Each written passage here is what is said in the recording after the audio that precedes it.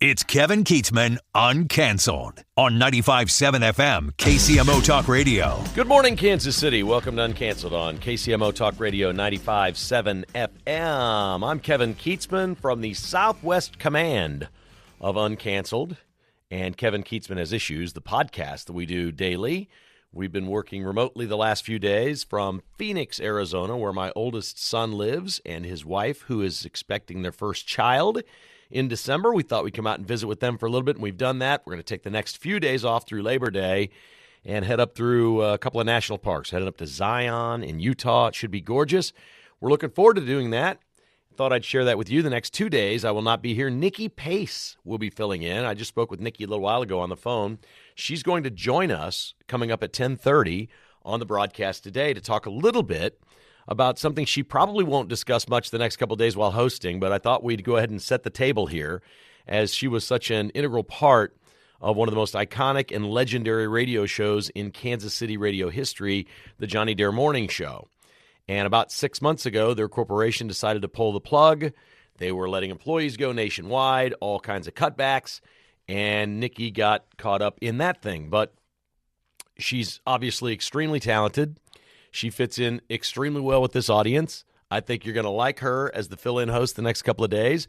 And we're going to talk with Nycki coming up at 10:30 about what happened with that show in the radio business and a couple things going on in her life. She loves the water. They love the lake. She went to the Pro Football Hall of Fame for Jared Allen's induction this summer. She's got a lot of great stories to tell, and I'm pretty sure she'll have some commentary on Travis and Taylor, as I may have in a couple of moments as well. We're looking forward to that. One of the interesting things that we've endured out here this week, where everybody says it's so hot, the first day we arrived, it was 111, and it was hot. Don't get me wrong, the sun is hot, but it's just different than Kansas City. Yesterday, the temperature went down. The high temperature is going to be 97, and I said to my wife, Jessica, that's perfect. Let's go play golf. And what happened was it went down to 97 because a haboob came through. If you don't know what a haboob is, it's a dust storm. And it's not unlike what we get in Kansas City when in the spring, May, June, whatever, the tornadic weather, we get heavy winds and then the rain behind it an hour later or whatever. Well, here, the heavy winds start up out in the desert and start blowing at Phoenix, and the visuals are just stunning of all the dust in the air that comes blowing in just big balls of, it's crazy. It's like a tidal wave of dust, and right behind it is the rain, which is fortunate because then it cleans everything off after all the dust has been flying. It was one of the weirdest things you could ever experience. Not a monsoon. This is monsoon season in the desert, but it was not a monsoon. It was just a heavy thunderstorm after the haboob. So we've been enduring that, and then we went out the next day and thought, well, this is perfect. It's only going to be 97 degrees. They had 50% humidity in Phoenix yesterday, and I won't use the term of what the high school boys that were playing in the tournament after we finished were calling it. They said they got a little sweaty down in their, dirty areas. They've got a name for that. They're not used to that in Arizona, but the humidity was like 50%, so it was really kind of steamy here yesterday as well. It's been an awful lot of fun. We have a great time out here in the desert. It's a very interesting city that we've always known to be very red and conservative in what we've always believed is a red and conservative state. And as you know, Arizona became a swing state. It's not really a swing state anymore. Trump has gained, the Republican Party has gained several percentage points in registration here over the last few years. And I think we're all going to look back on what happened in Arizona and say that was fraud. That was absolutely fraud in Maricopa County and Phoenix and the state of Arizona. There's nothing about this place that leads you to believe anything other than illegal immigration could be turning Arizona. It is not New Mexico. New Mexico is a hot mess. New Mexico, right next to Arizona, where we drove through on our way here, we're very cautious in New Mexico because if I were an illegal alien in Arizona, I'd be moving to New Mexico. I'd go to Albuquerque immediately. New Mexico is where they pulled over Harjinder Singh, the illegal alien truck driver that killed those 3 people in Florida. They pulled him over in July for speeding, doing 60 and a 45. And the officer, who couldn't understand what Harjinder was saying because he speaks broken English, said, "You were doing 60 and a 45, I have to write you a ticket." And then he said, "I see you don't have any tickets on your record, so I'm going to reduce your speed to 55, so your fine is only $25. What a nice thing to do for an illegal alien truck driver. Reduce his speed, reduce his fine, no court appearance, on your way, everything's good, drive to Florida and kill 3 people. Outstanding work, New Mexico. It's what New Mexico does. New Mexico is loaded. It is just loaded with your prototypical late 60s, 70s hippies. Many of them are in their 80s, but there's a whole generation of their children and children's children that have been raised the same way. It is absolutely hippieville. But it's completely different than Arizona. When Arizona voted Democrat, we were very, very surprised this happened, and it just didn't pass the smell test to us at all. And everywhere we go out here, there's 45, 47 on pickup trucks. There's flags flying. Arizona's good. I just on the ground in Arizona, we're good going forward. I'm pretty sure we're good going forward in Arizona. We've had a nice week, and we're looking forward to hitting up a couple of national parks. So it was disturbing that New Mexico had this illegal alien and could have just simply run it and said, okay, he's illegal, let's take him in, but they're a blue state and they don't do that, and they let him go, and then we saw what happened. More and more we're seeing blind spots in our laws or in our states that are allowing things to happen, and for the life of me, I don't know how you can be a Democrat and look yourself in the mirror and say these policies are working and they're benefiting America.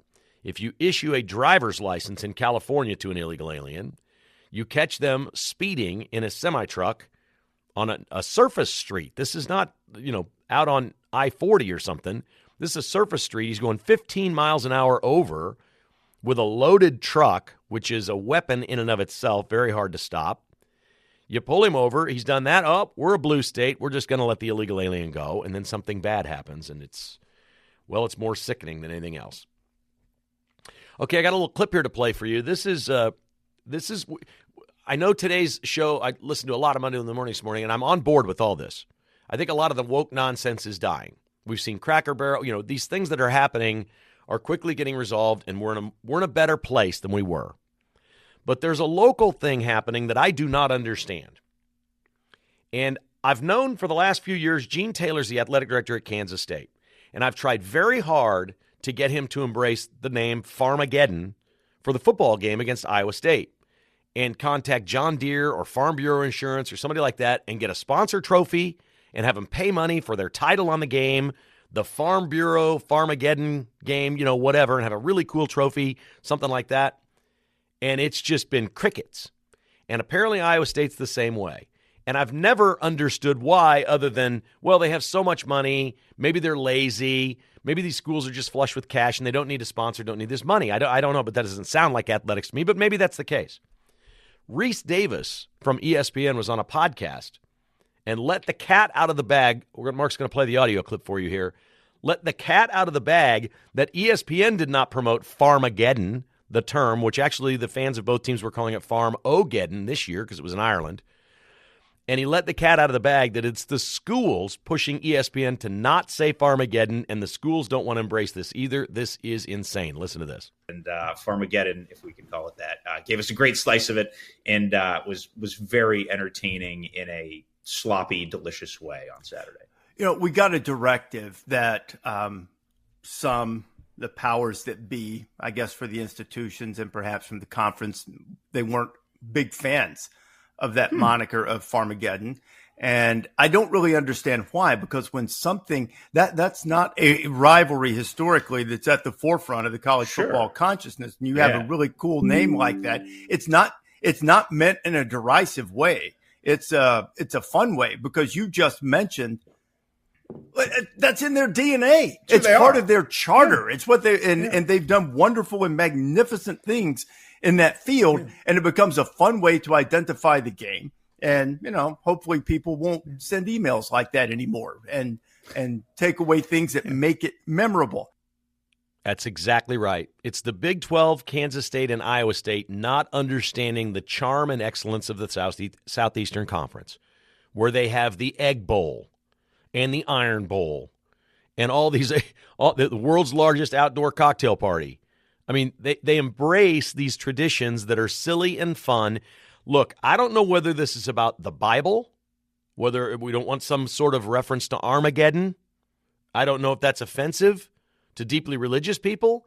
I don't know if they want something like we can't say border war anymore with KU and MU, which is insane that you can't say that because, well, it's war and we can't do that. So I don't know if it's about destruction and death and mayhem that they don't want the reference, or is it simply about the word farm, that they don't want their schools to be identified as farm? Look, I went to Kansas State in the 80s, and everybody made fun of it as being a farm school. They made jokes about sleeping with animals and, wheat crop. Kansas just remodeled its football stadium. They've made fun of K-State for being an ag school for a year. They just remodeled it to where it shows the waving the wheat in a completely different light. It's Kansas. It's wheat fields. It's who you are. Embrace that. For Kansas State and Iowa State to have something as unique as a game called Farmageddon to run from it, you people are fools. Unless you have some sort of a woke reason, a university president that's saying you can't do this because it's going to offend people who are deeply religious or something like that. I can't even imagine what they're running from to not use this moniker. But I'm embarrassed for my alma mater, and I'm embarrassed for Iowa State. And I'm also embarrassed for the Big 12 and for ESPN that the powers that be just call up ESPN and say, don't use the term Farmageddon, and they follow it because that's not good for ESPN. It would have been better for the viewing audience to be completely immersed in that tradition that is so important to the fans. This game is going away in 2027 if the Big 12 doesn't figure something out. They're not going to be scheduled for a conference game. Kansas State and Iowa State have the longest running consecutive series in college football. They may have to play each other in the non-conference to keep it going. But for crying out loud, at least tell us why you don't want Farmageddon to be there. And if it has anything to do with the word farm and agriculture at your schools, my God, Reese Davis is so right. The work that's been done, the crop science, the way we feed people all over the world because of our excellence in agriculture should be embraced. This is Trump's golden age of America. We love farmers. I drink Busch Lights on the weekend. They got tribute to farmers beers, for crying out loud. They got bass fishing beers. We're America.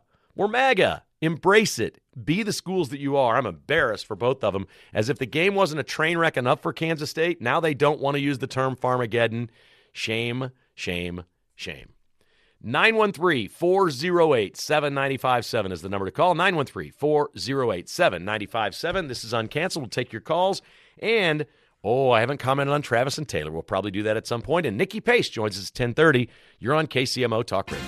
Hey, coming up in about 10 minutes, Nycki Pace will join us. Longtime radio broadcaster, part of the Johnny Dare Show on 98.9 The Rock. Looking forward to chatting with her. It's been 6 months since they've been on the air. She'll be the fill-in host of Uncanceled the next 2 days as we are on vacation. We're heading to the phones in just a moment. Briefly want to mention, I don't know if you heard, Travis and Taylor are engaged, and he proposed to her in his backyard in Kansas City where he built a garden. It's pretty cool. Everybody's so in love with them that almost everyone on the right believes now that Taylor Swift is going to become a conservative, or that at the very least she's talking left and living right, which is just the worst. I mean, seriously, there's nothing worse than that, folks. Think about that for a second. Talking like a leftist and living like a conservative is the worst. That's as fake as it gets. So I hope that's not the case. I don't know. Trump said yesterday that he thinks she's a terrific person now, so he's jumping on board. I've said it. I said it a couple weeks ago on the show. She can just prove it to everyone. Show up December 7th at the Kennedy Center Honors and sing George Strait for George Strait as he goes in the Kennedy Center. That's it. Nothing political, nothing. Just show that you're willing to go do it while Trump is president. That's it. That's not even moving from the left. You don't have to say a word. It's George Strait, the king. Just show up, sing a song, say some really nice things about George Strait, and walk off the stage. They'd love to have you there, Taylor. They would love to have you there. So let's get that done. All right, to the phones we go. Stephen in KCK is with us on Uncanceled this morning. Hi, Stephen. How are you?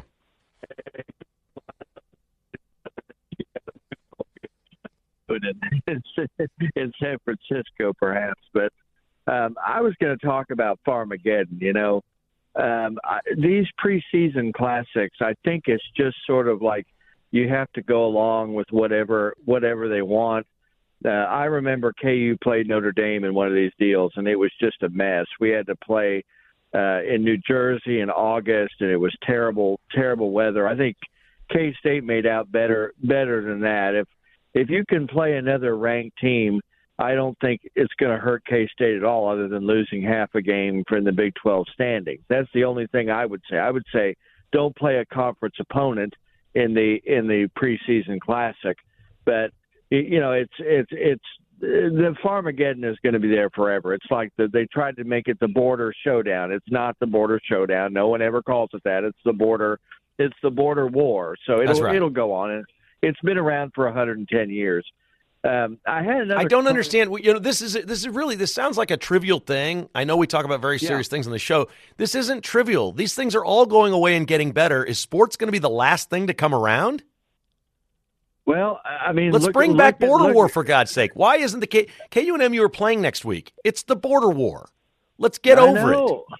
Well, let's. There was a war. There was a war on our border. There was a war. There literally was a war fought on our border. Some of us with long memories remember Lamar Hunt wanted to get rid of the tomahawk chop. So Clark Hunt. So let's. I mean, there's a lot of that stuff. The cheerleaders in Minnesota. There's a lot of stuff still running around the NFL that I got problems with. I don't think Clark Hunt would ever get rid of the tomahawk chant now, but he wants to. If given his preferences, he would like. They got rid of the band. They got rid of they have woke tendencies. The Chiefs have. Let's just put it out there. God love them, but they have woke. They have sort of woke. They really don't. Tendencies. They couldn't be more conservative. I'll disagree with you there. They are sensitive to things they think can get them in trouble. And I think that era's dying off. I think we've survived that. Colin Kaepernick is the only person I can think of that is genuinely canceled. Spike Lee was doing a documentary on Colin Kaepernick, and ESPN pulled the plug on it 10 months ago. When Trump won the election, they pulled the plug on the Colin Kaepernick documentary. It's not going to happen. Spike Lee's got nothing to do. He was doing this documentary. Nobody wants to watch a Colin Kaepernick documentary. The annals of history it's going to be bad. The George Floyd thing is not going to be remembered in a proper way. Everybody's going to understand the whole thing was a ruse. Pete talked about this earlier today. We did all these things to these police departments because of George Floyd. It's awful. We blew it. All right? We blew it. We allowed those people to dominate all of our thoughts, all of our words. It's over. Be who you are. Embrace it. We had a war on this border. Kansas and Missouri. They play a football game. It's the border war. It's okay to call it that. Everybody knows it's not a real war. It's not cannons. There's nobody shooting each other. It's a football game. But embrace that and embrace Farmageddon. I can't think of one reason why those schools wouldn't want that game to be called Farmageddon. Ridiculous. Things are getting better. No one would pick up the Colin Kaepernick documentary either. That's another thing. No one would pick it up after ESPN right. dropped it. So I mean it's over. I just think that they've institutionalized wokeism, and it's going to take a while for it to stamp out, even at the NFL level. I mean, I don't know why we have male cheerleaders with pom-poms in Minnesota. I mean, you have to respect your marketplace. We used to call them yell leaders. And thanks for the call, Steve. We used to call them yell leaders. That would probably be okay with most people. The Chiefs have had yell leaders. 13 different teams have had male cheerleaders of some sort, but not like these two dudes. Well, they're not dudes. These two people in Minnesota. That's a whole different look. There's no question about that. No doubt. All right, Nycki Pace is going to join us next. For so many years, she was part of a lot of people's drive to work or your morning with the Johnny Dare morning show on 98.9 The Rock, and that show got taken apart 6 months ago. She's back talking with us next on Uncanceled. I'm very excited to bring on our guest today, Nycki Pace. She's a longtime broadcaster her entire family and marriage are centered around radio and music and content. And they're creators, and they're inventive, and they're wonderful. And 6 months ago, as such a big part of the Johnny Dare radio show, morning show, the corporation came in and decided they were going to slash the whole thing. I don't know how it all went down, but I know a lady who does. Nycki Pace is joining us. She's going to be filling in right here on KCMO Talk Radio the next 2 days in this time slot. Nycki, good morning. How are you? Good morning, Kevin. I'm great. Thank you for having me. First off, thank you all of you guys there. You guys have been nothing but sweet since we were crossing paths again this past week and catching up. It is so great to hear your voice again. Before we ask you what the heck happened, what have you been doing for 6 months? We missed you. What have you been up to? You know what? I'm still married. That's the most important part. We got through COVID together. We've gotten through unemployment. As a matter of fact, I was listening to Mike laughing in the kitchen because he was tickled today watching the Trump Cracker Barrel meme. I'm like, oh my God, one of us needs to get out of this house. Seriously. I've enjoyed, we have a lake. You mentioned it earlier. We have a place at the lake that's in the Flint Hills in Kansas, lake house that we've had actually longer than we've been married, almost 30 years, Lake Cahola. So I spent a good amount of time there and just kind of come back forth to Kansas City, and that's it. Just we've gone on a couple trips. Just enjoy not waking up at 2:30 in the morning anymore. And you went to the Pro Football Hall of Fame this summer with Jared Allen? Yeah. So I when I was thinking about it, I'm like, I wonder how the hell did we end up there? He and Mike made fast friends. You remember the old VIP bar at Sandstone years back at the Stone Amphitheater? They somehow crossed paths, became fast friends, loved country music, stayed friends over the years. Turns out Mike's daughter, I forgot about this, was looking at a house next door with her husband, Dan, and the house had to be approved by the neighbor. That neighbor ends up being Jared Allen. Fast forward all these years later, everybody's still friends, and he had reached out to Mike at the beginning of the summer and said, hey, I'd like to invite you to my personal party and to do the whole weekend in Canton, Ohio for the Pro Football Hall of Fame, which is pretty incredible. That's a once-in-a-lifetime opportunity. Yeah, I understand that you and Mike, Nycki, are on the committee to move the Pro Football Hall of Fame from Canton, Ohio to the Legends where the Chiefs build a new stadium. Or if they build a new stadium, that's where it's got to move. Is that right? Sweet Lord. God bless the people of Canton, Ohio. There were some fine volunteers, good-hearted folk.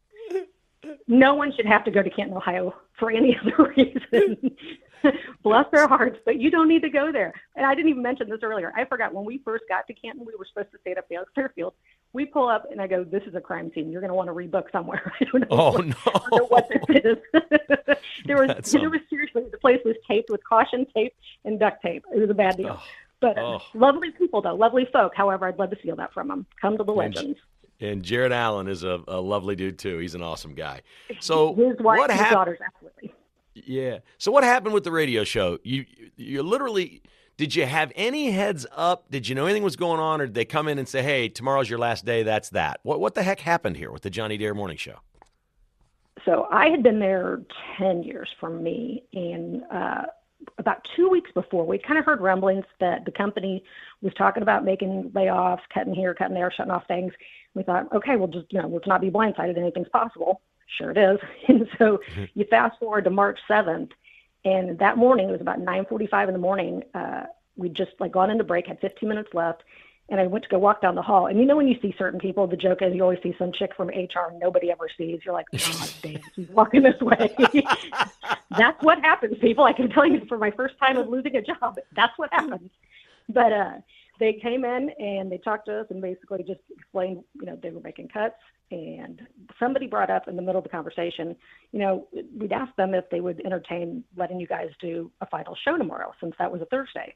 And I just blurted out, I'm in, and of course, which I probably should have waited for Johnny to do, God bless him. We all said we're in. And crazy enough, whether they were waiting for us to hang ourselves or whatever, they let us go back on that Friday morning and just do a show saying thanks and goodbye to everybody. Yeah, and it didn't turn into anything that it was surly or mean or bitter. You guys did it professionally, right? And I'm sure all of your listeners appreciated that. What kind of feedback did you get when this happened? You know what? Even oddly, from people you would never guess, they said, you know what? That was actually a really great show. It was respectful. It was exactly the way it should have been handled. Nobody's going to talk about anything silly. We've had so many great moments there, and so many friendships have been made through that, that show and that station. And it was nothing but positive feedback. Of course, people are mad of the change. That's a whole other story. Nothing you can do about that. But we've got completely 100%, as far as I'm concerned, good response about the way it was handled. So it's such an interesting situation. Johnny's a remarkable talent. There's no question. I mean, he's just a remarkable talent and an icon and a legend in Kansas City broadcasting. I don't know. You don't know. We don't know if he's going to work again or what he's going to do. But there's an awful lot of talent just sitting there. I mean, everybody just got popped at once. You were all just in the same room and all found out together? Yeah, we were. And it was, I have to say, the boss that we love, Bob, was just as stunned as we were in the moment. God bless him. Again, we all stay in touch with each other still to this day. It was a surprise to everyone, but everybody just kind of went, okay, let's, get yourself together. Let's do this. We have one opportunity, and everybody took it. And I have to give the company one prop for the fact that they did let all of us come back whenever we wanted to the following week to get stuff out of our office. But I actually thought, I'm like, you probably just want us to clean that thing because it looked like a perverted swap meet. Our office was so disgusting. After 30 years, you can't imagine what was in that thing. Yeah. They did clean it though. But they were good about letting us come back and grab anything that we had forgotten, obviously, in the chaos of leaving. And you all remain friends. You mentioned to me earlier today that Johnny came to your birthday party? Yeah, we threw a birthday party for my mom, and she was kind of down about her age. So I said, okay, we can celebrate it together. And he came with his girlfriend, and Bob and a bunch of the other guys all came out, and we hung out and celebrated. And we've all seen each other off and on during these 6 months.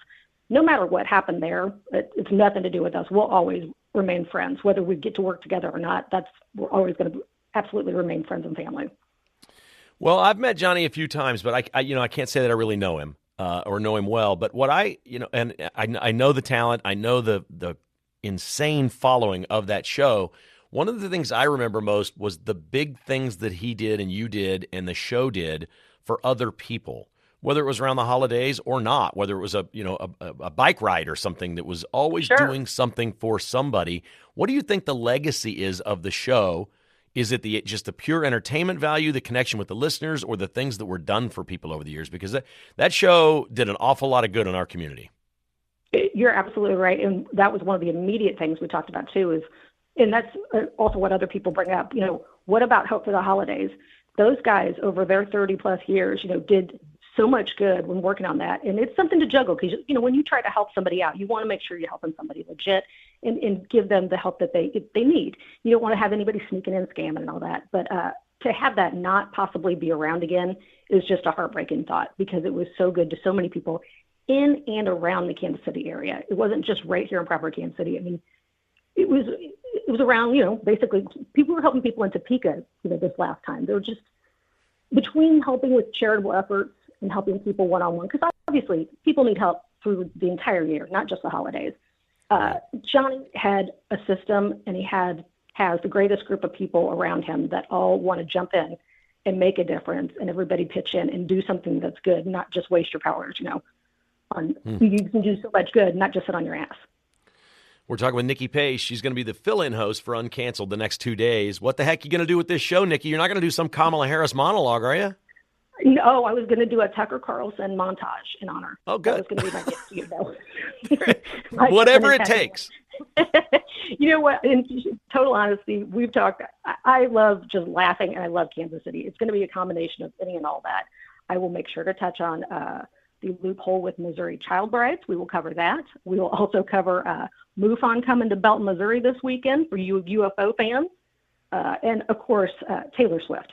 That's another thing. We can't run away from Taylor Swift. She's here. Do you just flat love this, or is it too much?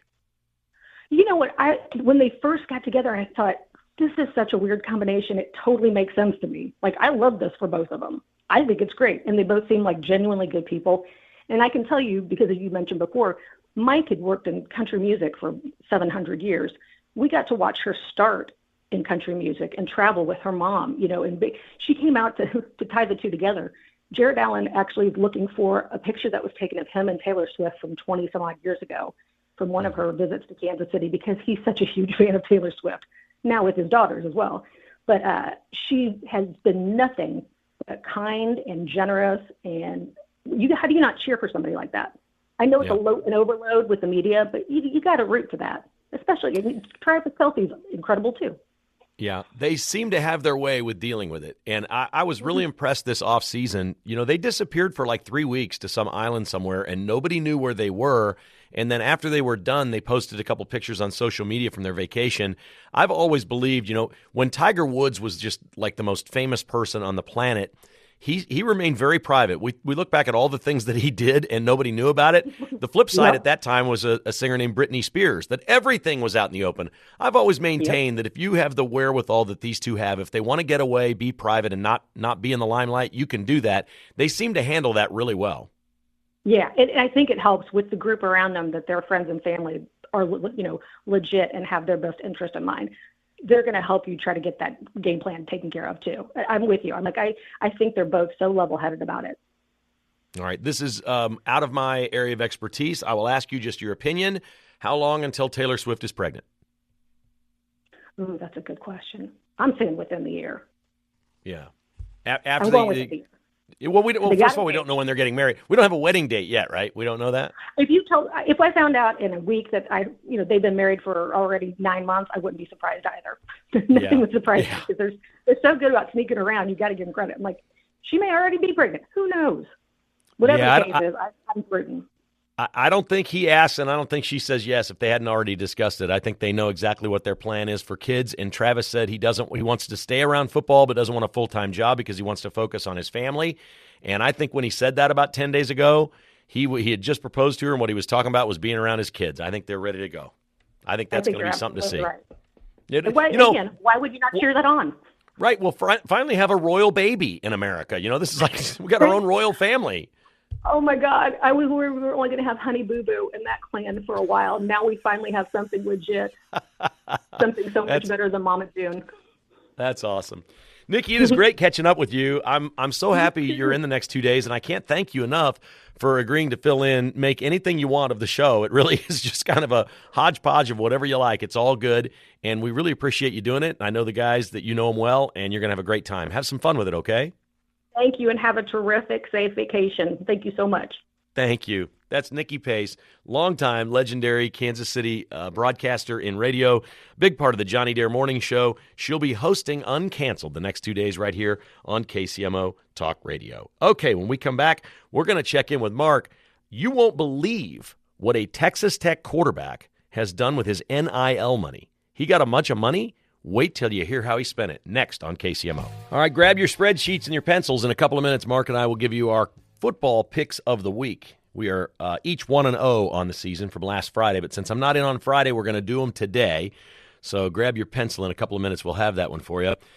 You're listening to KCMO Talk Radio. The Vince Show is coming up next.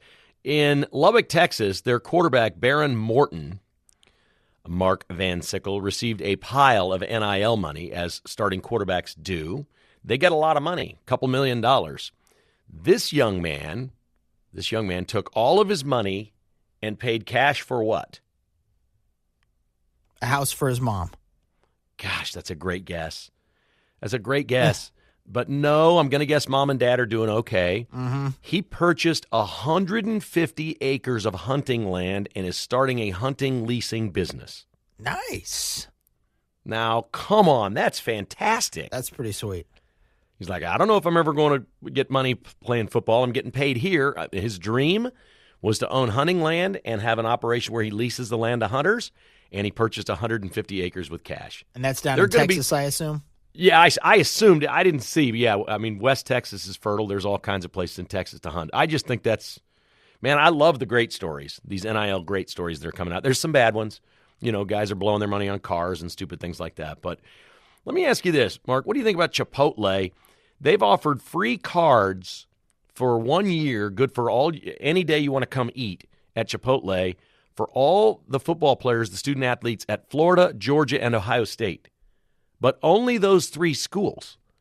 Shouldn't students at other schools boycott Chipotle for that? Yeah, it is a little odd unless they have a special agreement. Maybe they have a Chipotle on those campuses or something like that. I'll have to look into that. But I like that deal for those schools. Well, it's not for the students. It's just for the student athletes. Yeah. So, yeah, like the football players at Florida and Georgia and Ohio State need free Chipotle. I hear that's where a lot of the kids go these days.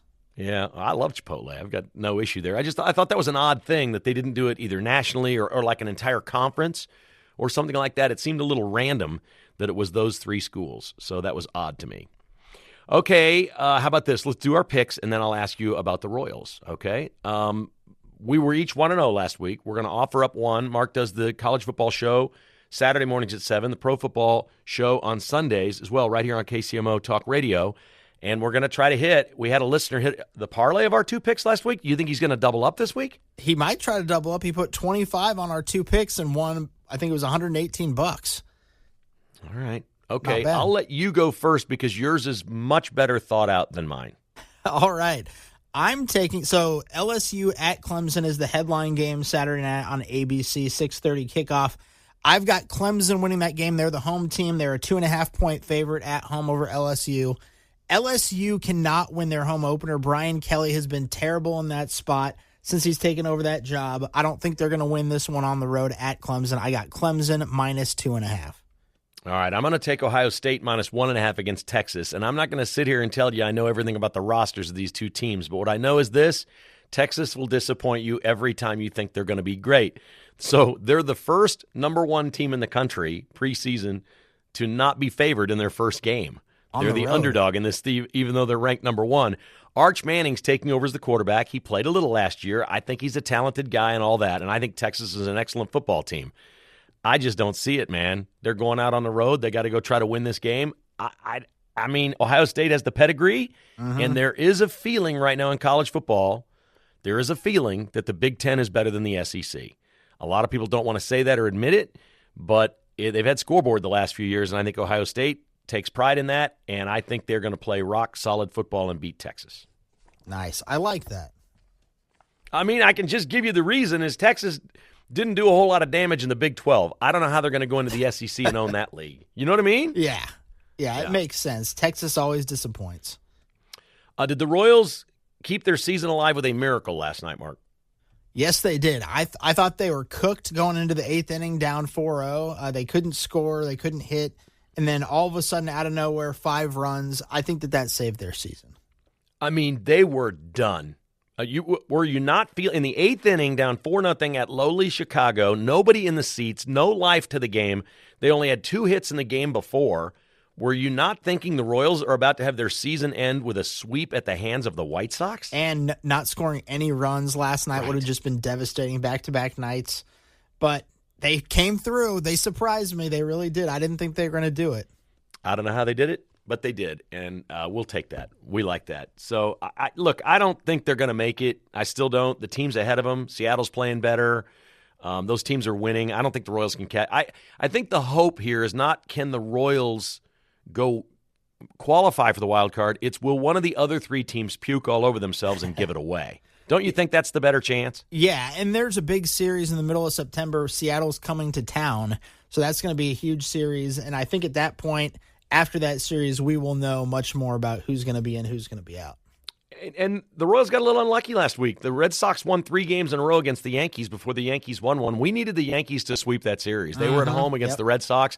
We needed that to go the other way around, and it didn't. So the Royals haven't gotten that help yet. But we'll keep our eye on it and see what happens. Should be fun. All right, there's your picks, folks. Ohio State minus 1.5 and Clemson minus 2.5. Mark them down. We'll see how things go this weekend on those picks. Nycki Pace, if you're listening, have fun. She's in tomorrow and Friday on Uncanceled. She's going to do a great job. We're thrilled to have her in. We hope you enjoy the shows. We're taking a couple of days off. We'll chat with you back on Tuesday right here on KCMO Talk Radio's Uncanceled.